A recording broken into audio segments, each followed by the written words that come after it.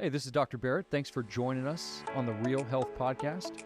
My passion is to help equip you with information that can change your life, the health of your life, and the health of your families. I'm a board-certified chiropractic physician with a passion and emphasis in nutrition and sleep and how to biohack the body to get to a greater level of health. Thanks for listening in to the Real Health Podcast.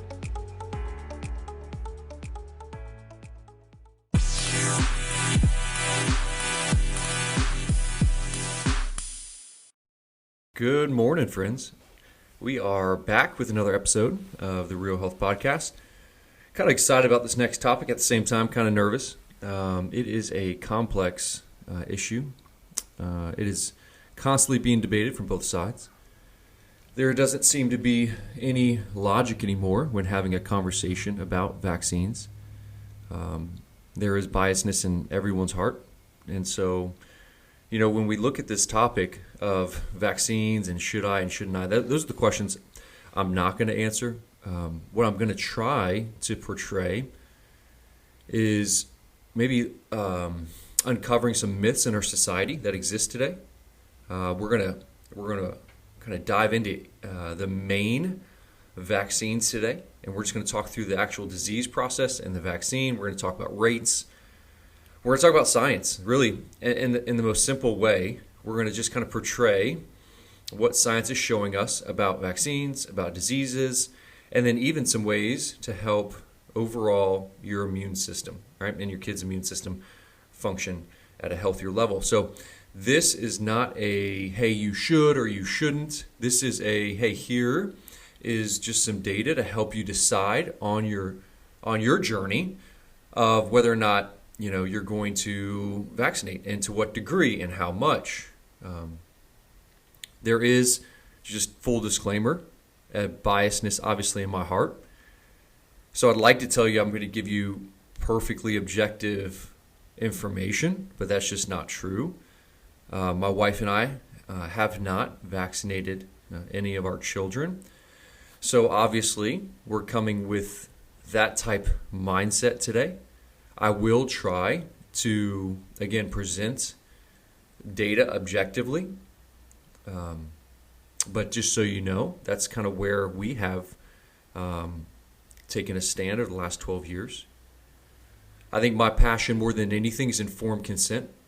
And when we look at the society of today, we find that informed consent and proper conversations about diseases or medications or vaccines and the side effects of them just isn't communicated effectively. And I don't know necessarily, where to point a finger there. And I'm not trying to, but the reality is physicians just don't have a lot of time. And so it takes a lot of time to really process this idea of, should I vaccinate or should I not vaccinate?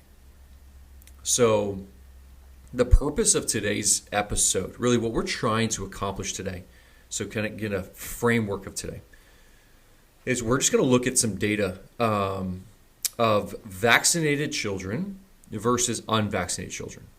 So you may not know that research exists, but we're just going to look at some disease rates associated with vaccinated children or even partially vaccinated children and unvaccinated children. So we're going to dive into that.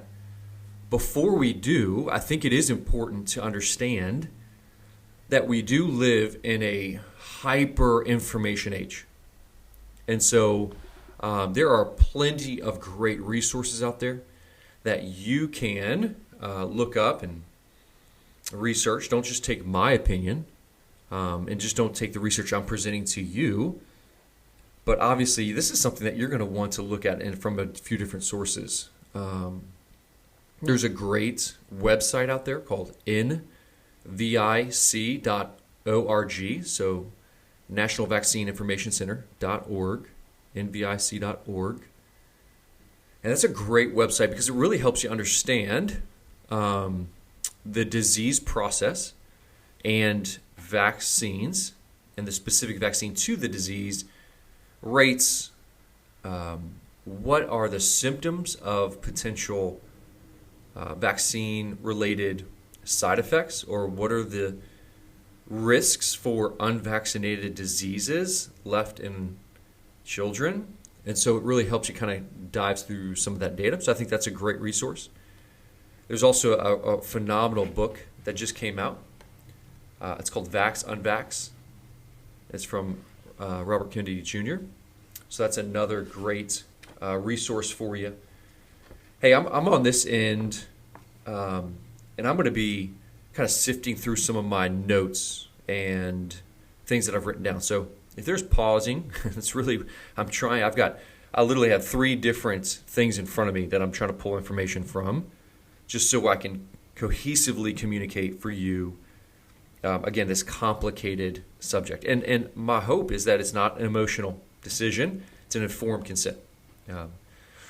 To start off, transparently, our society is built off of emotional decisions.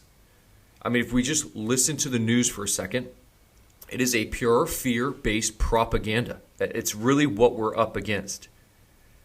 If you think about it, 70% of advertising dollars for media, all right, is pushed from Big Pharma.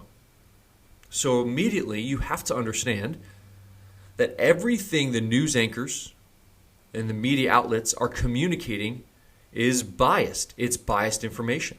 And there's some myths that we're going to dispel because you are getting biased information. And if you're looking to your TV or social media for information on whether or not you should vaccinate, you are looking at the wrong sources. So let's just establish, I think we can all agree on that. If COVID has taught us anything, we live in a fear-based marketing propaganda system, and the whole intent is to stir up an emotional response, particularly of fear, therefore making sure that you take action on that fear. Because what if I don't, right?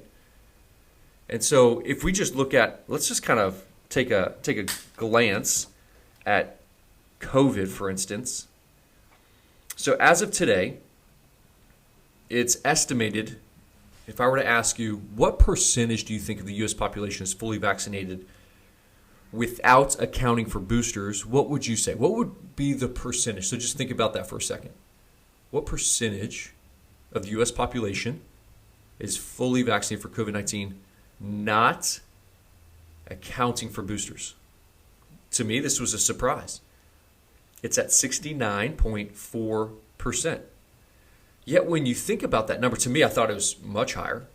To think that 3 out of 10 aren't fully vaccinated, that was surprising.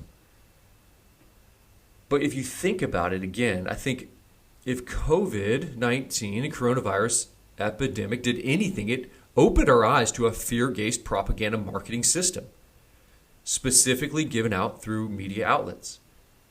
There was billions of dollars in advertising, in systematic media propaganda, specifically built upon a fear-based response. I mean, you talk about they were giving incentives to do anything to get a shot. You could have gone to your local Dunkin' Donuts and gotten a free donut if you were to get vaccinated. I mean, McDonald's was involved. When you look at it, it was wild. You cannot look at that epidemic and just think, purely from a marketing standpoint, how crazy that whole process was. And honestly, it hurts the vaccine industry, if anything, because people looked at that and said, hey, this is really weird. Like, how is something that's supposed to save my life being marketed in such a way that makes it honestly appalling? Like, if you came into my office and I told you that every patient, the same story, you're going to die if you're not under my care. Like, that's just what's going to happen. You're going to die early. You're going to die of diseases. You'd be like, hey, that's a little aggressive, right? Yeah, so that's why we communicate a message of hope, because the reality is, if you're under care with us, we believe that families in our practice are healthier than families outside of our office. That is our mission and vision statement. It's not you're going to die early of all these diseases. It's like, no, if you engage in our community, we believe you'll be healthier for it. So it was just really off-putting, I would say.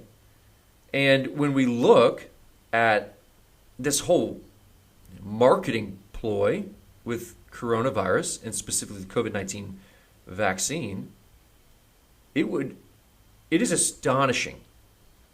You don't hear about it, but it's astonishing. The rates of adverse events, it's extremely high. Why? Because it was pushed to market. And when you look at the rates, there's a vaccine court for injuries. So pretty much if you get a vaccine-related injury, you can file a claim, and that claim goes to a specific court, and that court will hear that claim and sometimes, but really rarely, award a financial compensation to help the family that's fighting a vaccine-based injury or even death. Yes, that vaccine court exists. If you didn't know about the reporting system, you can look at it. It's on the CDC website. It's called the Vaccine Adverse Events Reporting System, also known as VAERS or VAERS. This reporting system was established in 1986. We'll get back to that date because it is important. But when you look at patients that have reported any adverse reactions to COVID-19 vaccines, currently it is 951,000 adverse events reported. Again, I say reported. That is important because not all are reported, which makes it 97% of currently all claims or reported events sent to VAERS is from COVID-19 vaccine. So you cannot tell me, nor anyone, and this is a point of reference, that vaccines are safe and effective. So the question I'm going to propose to you right now, are vaccines safe and effective? This is not biased. This is not going to give you any emotion. We just look at logic and we look at studies.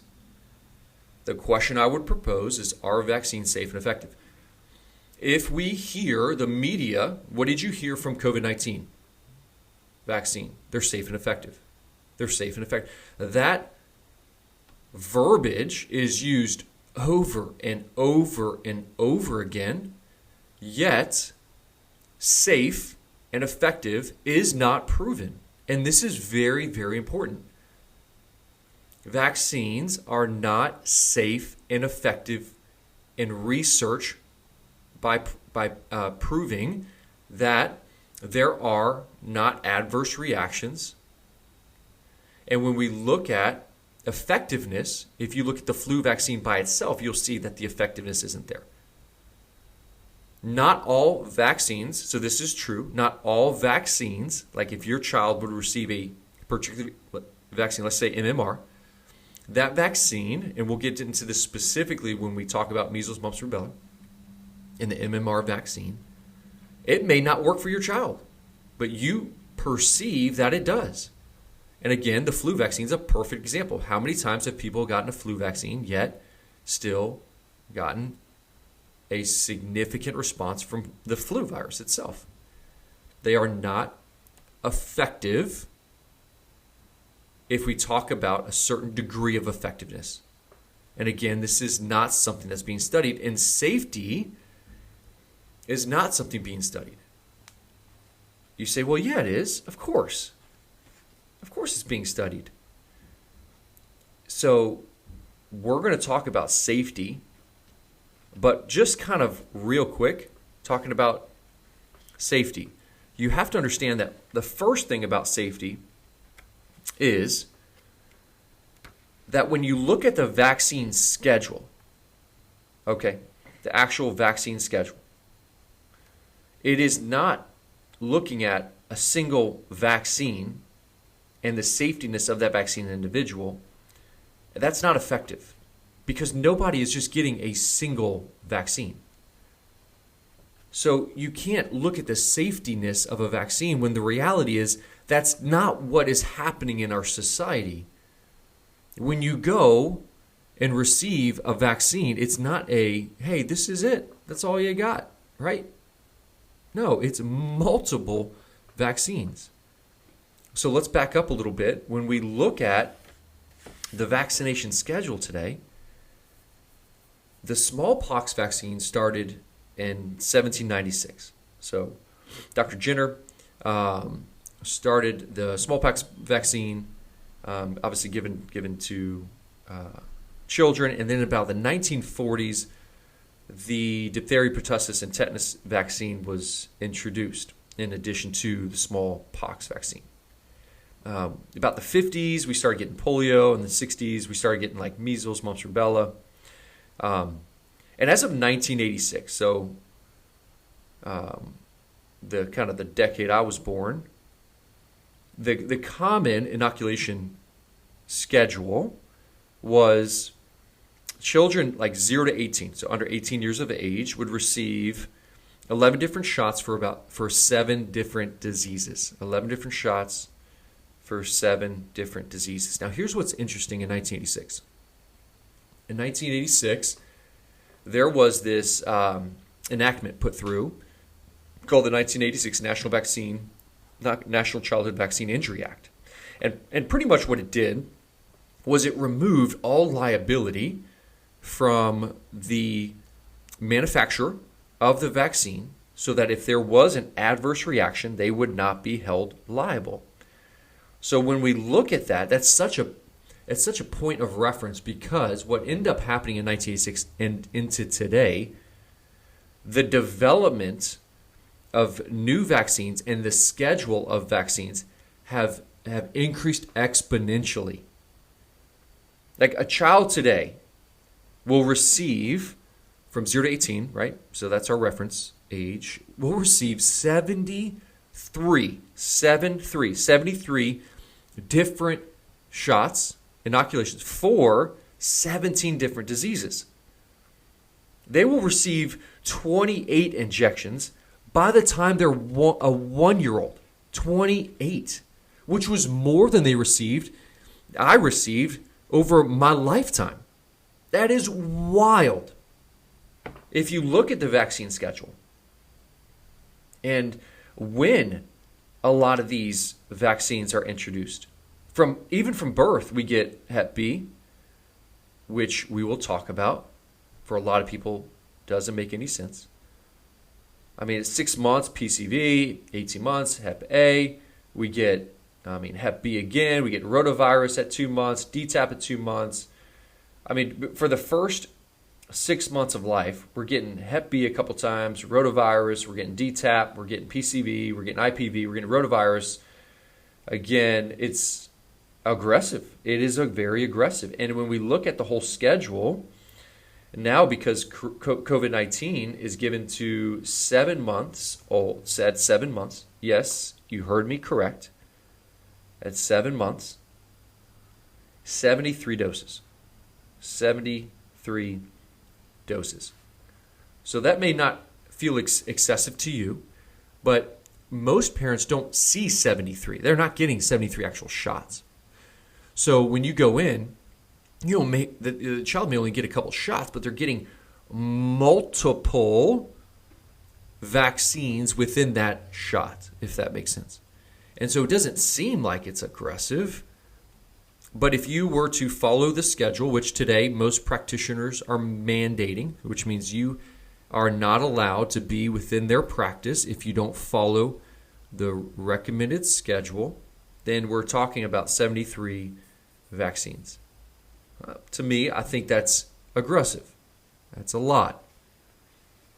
And again, we'll dive through each one individually, and we'll address the vaccine and the disease, and just help you make an informed consent. But just to kind of put it out there so you have an understanding, kind of wrapping up that first segment, is we live in a fear-based propaganda system where we hear that vaccines are safe and effective, yet there is no study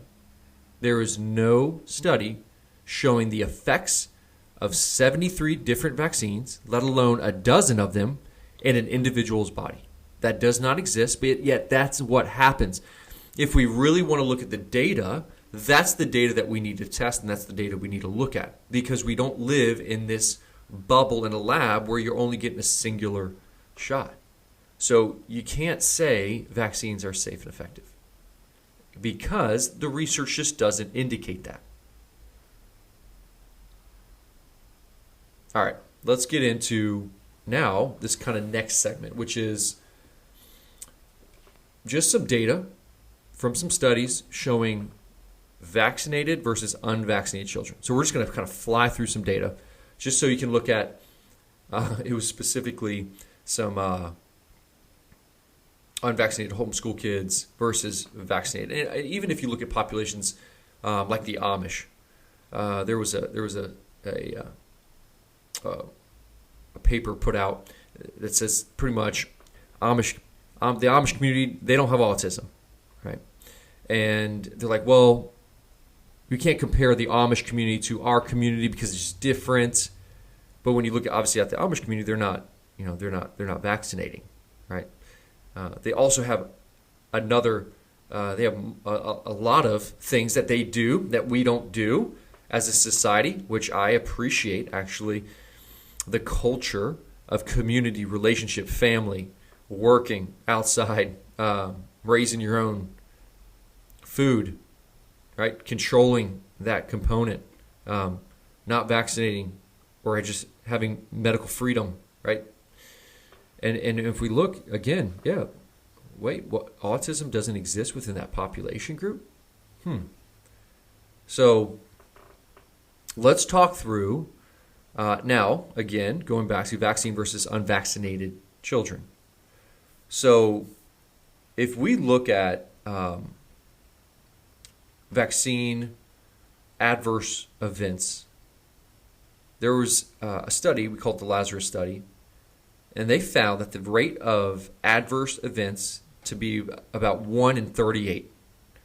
And this was among a population of 375,000 individuals given 1.4 million routine vaccines. So over the 3-year study, the individual would have a 1 in 10 chance in experiencing an adverse reaction to a vaccine. But yet one of the, sound bites that we hear is, well, an adverse event is like 1 in a million, right? It's just it's like 1 in a million. Yet we can easily see that that's not the case. We're going to look at a Mawson study, and what we're looking at is vaccinated versus unvaccinated. So it's just really simple. It's a pilot study, comparative study on health of vaccinated versus unvaccinated 6 to 12-year-olds. And so I'm going to fly through this. So allergic rhinitis, you're 30 times more likely to have it as a 6 to 12-year-old if you're vaccinated. Allergies, 3.9 times higher. ADHD, 4.2 times higher. Autism, 4.2 times higher. Eczema, 2.9 times higher. Learning disabilities, 5.2 times higher. Neurodevelopment disorders, 3.7 times higher. When you look at the infections in vaccinated and unvaccinated children, again, we're just kind of flying through the details. You may need a pause, rewind, and kind of write these things down if you desire, but we're going to fly through it. Infections in vaccinated and unvaccinated children, pneumonia was 6.4% versus pneumonia in unvaccinated 1.2%. Ear infections in vaccinated group was 19.8%. Ear infections in unvaccinated group was 5.8%. The odd ratios of neurodevelopment disorders, so preterm, this is specific to unvaccinated, vaccinated, and vaccinated and preterm. So odds of neurodevelopment disorders. Unvaccinated, 1x. Vaccinated, 2.7 times higher. And if you're fully vaccinated and the child was preterm, between 6 and 12-year-old, right?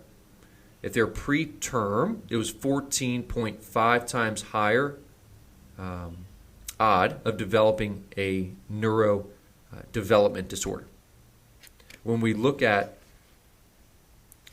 gastrointestinal issues or development delays or asthma and ear infections, for me, asthma was one of my side effects from the vaccine schedule as a child. And I remember developing asthma shortly after my routine vaccine schedule when I was at about 5th grade.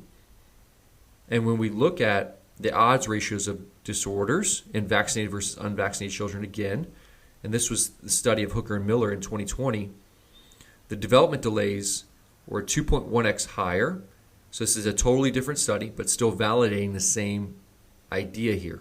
Okay, asthma, 4.49 times higher odd ratio of vaccine versus unvaccinated children, and ear infections was 2.13 times greater odds than unvaccinated children.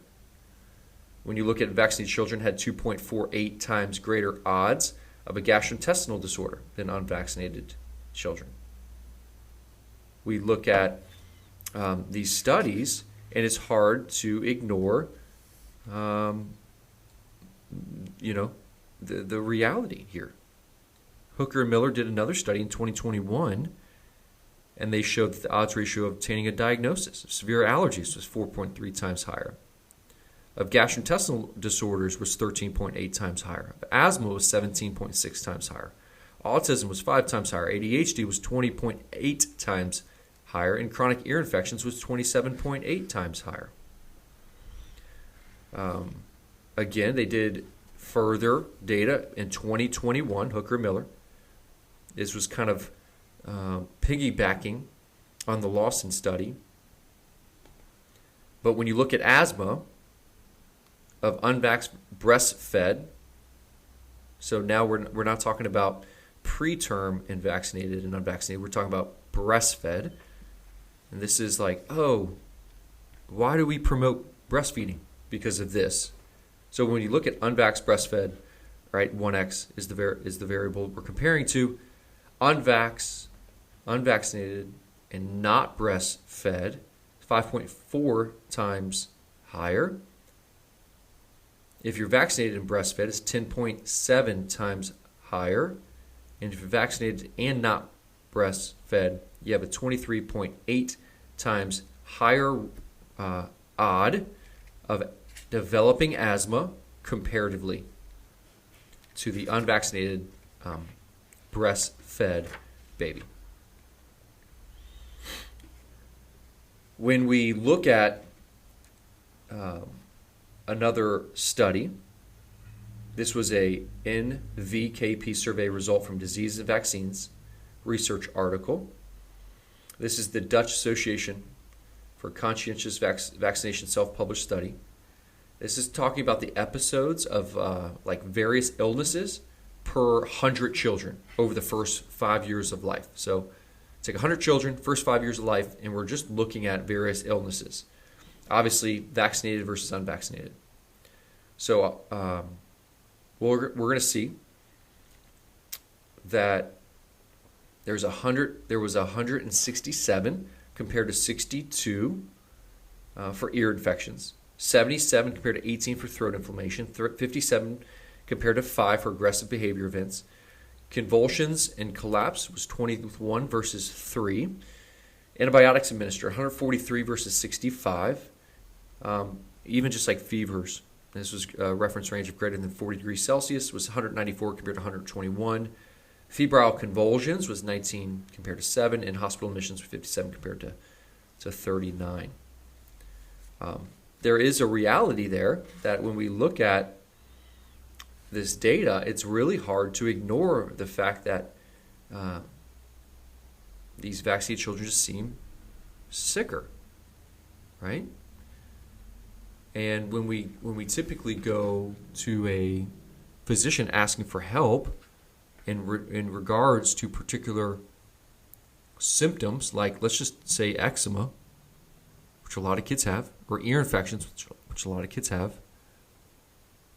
Even personally in this office, we just see kids that are unvaccinated and under chiropractic care. And we just don't see ear infections. We just don't see them. And then the kids that are vaccinated and under chiropractic care, it's a little bit higher in that group, but they resolve a lot quicker, obviously being under chiropractic care. And so I could just imagine the children that are not under chiropractic care, that are being fully immunized and being not breastfed and not having a vaginal birth. I mean, this is where we're getting these disease rates in children today. I could kind of keep going on and on when we look at, all of these studies. I would encourage you, if you really wanted to look at everything, again, a kind of a plug again is look at the Kennedy and Hooker book, from the new one, Vax, Unvax. It's a great book.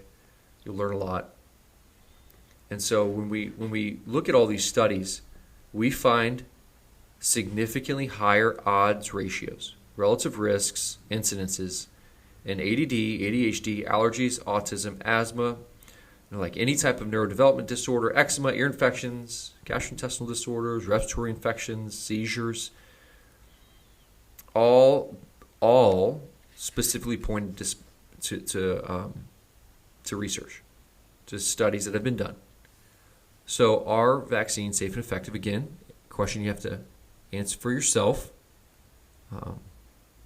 When you look at the vaccine schedule today, 73 doses over the course of 18 years, with proportionally a majority of those being in the first year of life.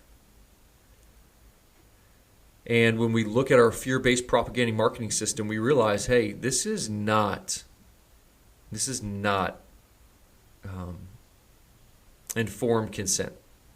This is a fear-based driven system that's designed to instill a response in us. And unfortunately, it's driven out of fear. So, hey, can we just step back, process objectively, and look at some data? I know it's a hard topic. Listen, I get it. And when you assess this information, it just does something to us, right? The first thing I want to communicate is, hey, if you're a mom, don't feel guilty if you have vaccinated and had adverse events. Like I talk to a lot of moms, and they have that kind of guilt mom situation. That it's like, hey, my first two, I went this way, and my third is so much healthier, right? Hey, let's just talk about today. Heading forward, let's make informed consent, have a good conversation with a pediatrician, and make the best decision for your family, right? It's not about to vaccinate or not to vaccinate. It's about informed consent, okay? Let's just understand what we are doing and what is happening. Like, let's just sit down and process the why and the what and the how, so that we can just make logical decisions for our family. What's best for your family? And let's not judge each other, right? I have families come in all the time, fully vaccinated.